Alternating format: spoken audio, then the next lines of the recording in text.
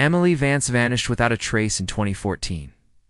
1 year later, Cassidy Monroe disappeared on the exact same date. In 2019, it was Lila Jensen. 3 girls, 3 identical patterns, and one small town that would never be the same. What began as isolated tragedies unraveled into something far more sinister, revealing a hidden network. A trail of deception, and a predator who was always one step ahead. Welcome to Prime Crime. The Violet Creek Disappearances, a story where the quietest places hide the darkest secrets.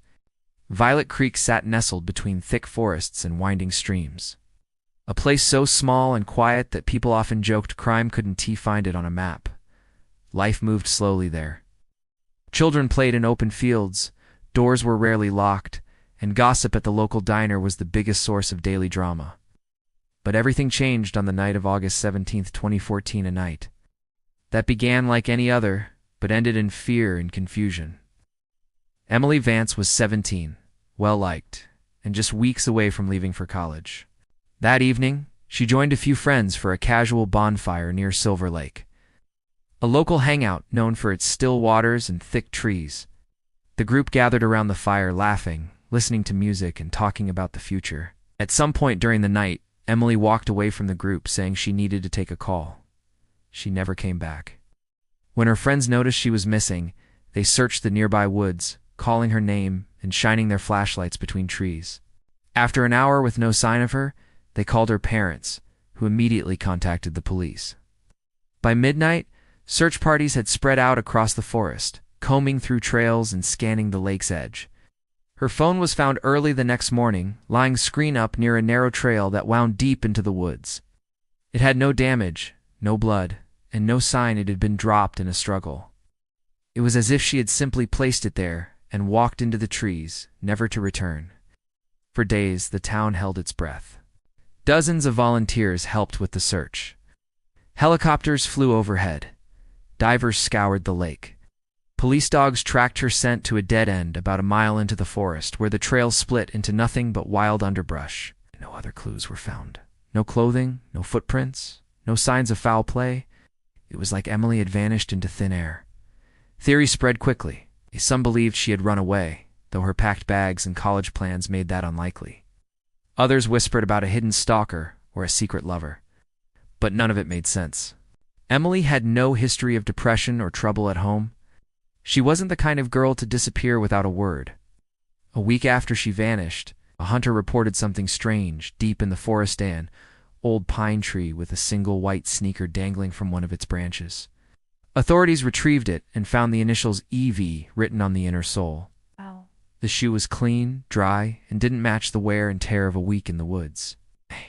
It was as if someone had placed it there on purpose. The discovery shook the town. Emily's parents clung to hope, but the investigation slowed. With no new leads, police began to reduce search efforts. People returned to their routines, but unease lingered in every conversation, every glance down a wooded path. Violet Creek had lost its innocence, and though no one said it aloud, everyone felt the same chilling thought. Someone out there knew exactly what happened. Damned, they weren't finished yet. 1 year after Emily Vance's disappearance, Violet Creek was still trying to heal. Her face remained on missing posters that had started to fade in the sun. Her parents had moved out of town, unable to bear the daily reminders. The police case had stalled completely, and the community was beginning to accept the possibility that they might never know the truth. Life had returned to a cautious normal until the night of August 17, 2015. Cassidy Monroe was also 17, a talented artist with plans to apply to an art school out of state. That evening, she told her parents she was going to sketch by the lake before it got dark. It was a habit of hers. She loved the way the late sunlight reflected on the water and often spent hours capturing it in her notebook. When she didn't return by nightfall, her parents called her phone. No answer.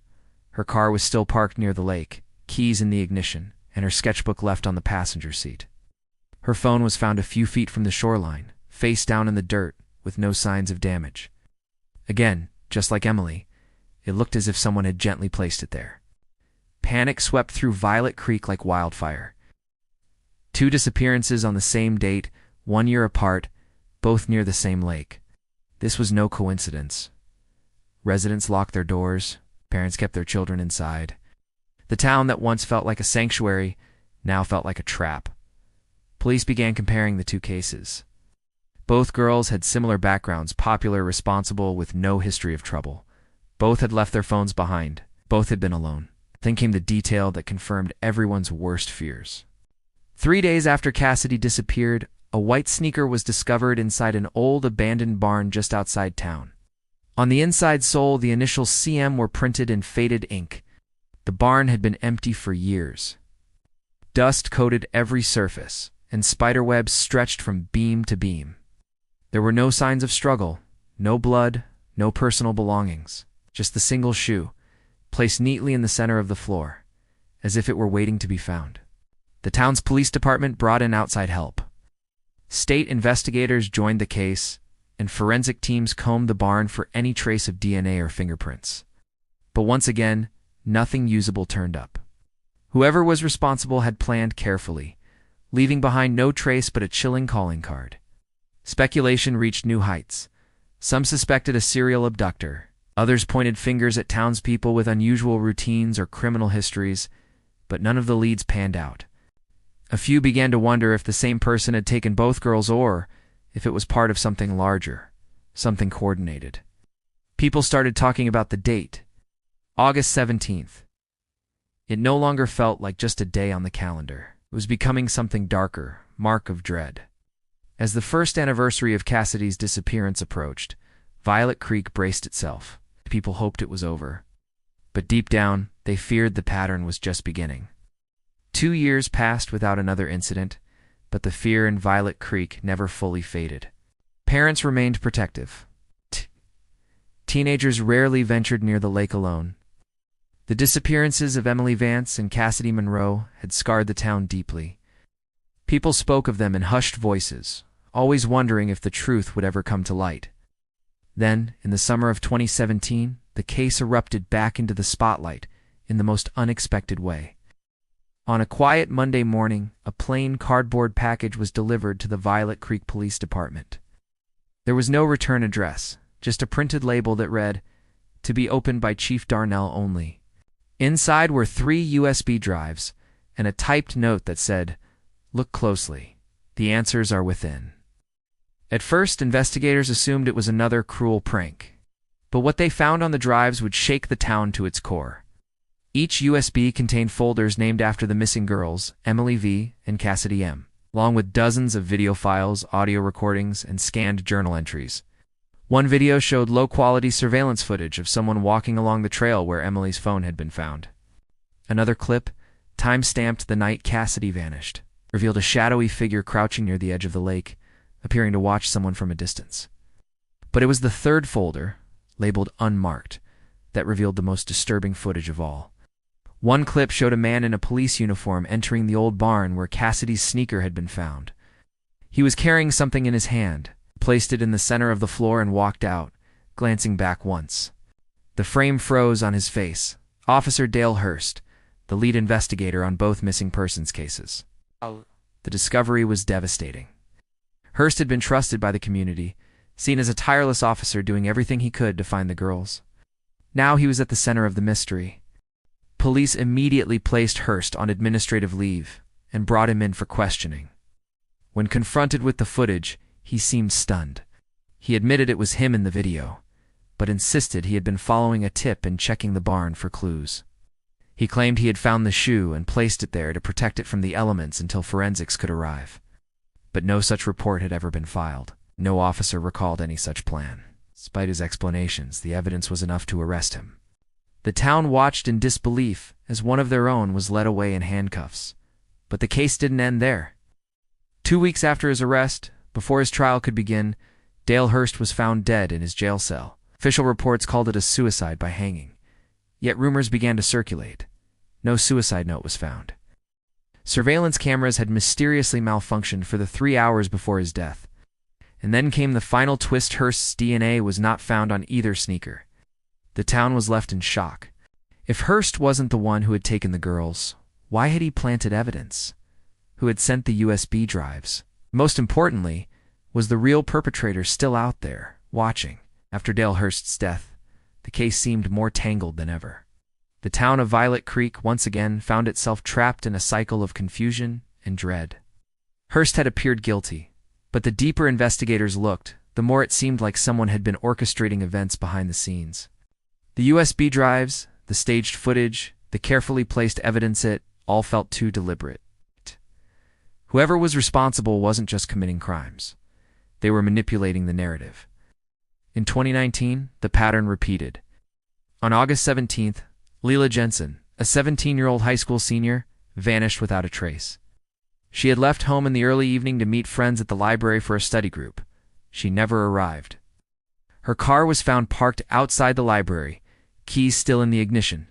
Her phone was discovered on the sidewalk nearby, screen cracked but unlocked.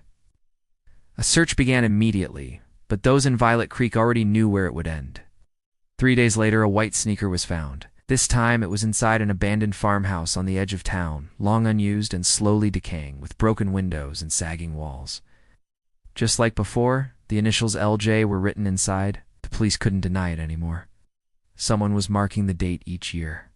The victims shared no direct connection except their age, location, and the eerie timing. But this time, the victim had left something behind. Tucked inside a returned book at the library, police found a folded piece of notebook paper. Written in Lila's neat handwriting was a short message. If anything happens to me, look into the Watchers. It's real. I've seen them. They see everything. The note set off a new wave of investigation. Lila's computer was seized, and in the browser history, authorities discovered she had been researching an obscure online community called the Watchers. At first glance, it looked like a conspiracy forum filled with strange posts and cryptic usernames. But Lila had gone deeper. She had been logging IP addresses, screenshotting private messages, and saving links to hidden chat rooms. It wasn't just talk.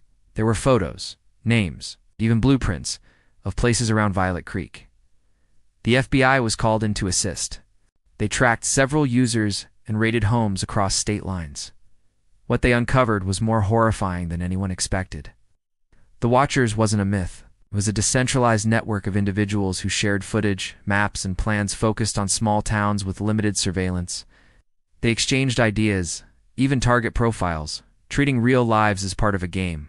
Some of those arrested had never been to Violet Creek, but they had detailed knowledge of its layout.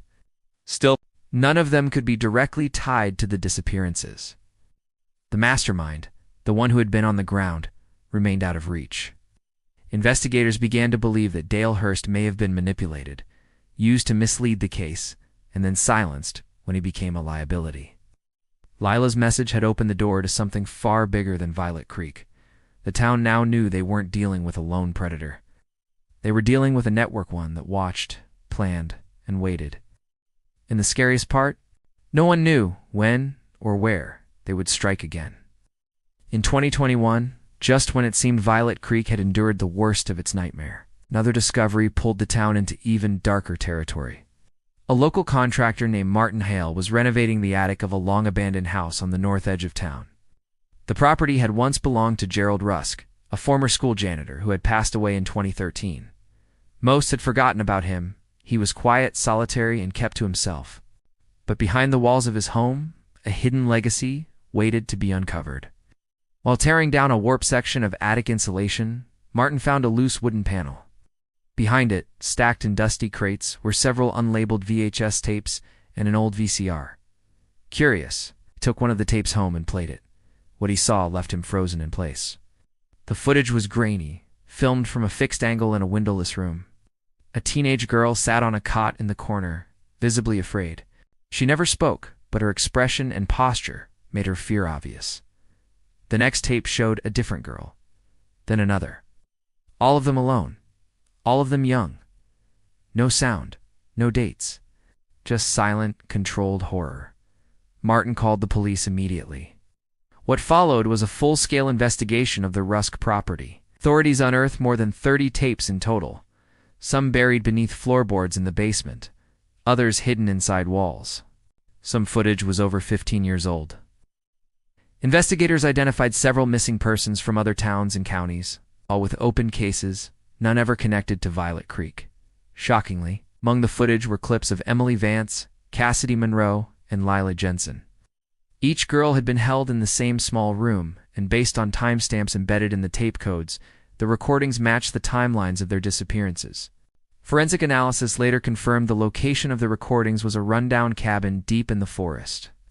A property once registered under Rusk's name but transferred in 2014 after his death. The person who inherited it, distant nephew named Owen, Rusk's someone, who had left town shortly after Gerald's funeral and had been seen since. Authorities issued a nationwide manhunt for Owen, who had no criminal record, no known job, and no fixed address. But finding him proved nearly impossible.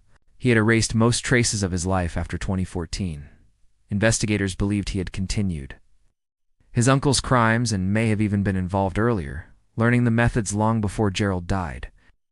With the discovery of the tapes and the connection to Owen, it became clear that the disappearances were not random acts of violence, but part of a deeply rooted system of grooming, abduction, and psychological control. The Watchers Network had likely elevated the crimes to a broader audience, feeding off fear and secrecy. But the seeds had been planted long before the internet ever got involved. Violet Creek, once a symbol of small-town safety, was now infamous. The names Emily, Cassidy, and Lila would never be forgotten. Their cases had revealed something far more terrifying than a lone predator. The existence of evil that hides in the unnoticed, grows in silence, and thrives when no one is looking. To this day, Owen Rusk has never been found. Some believe he's still out there watching, waiting.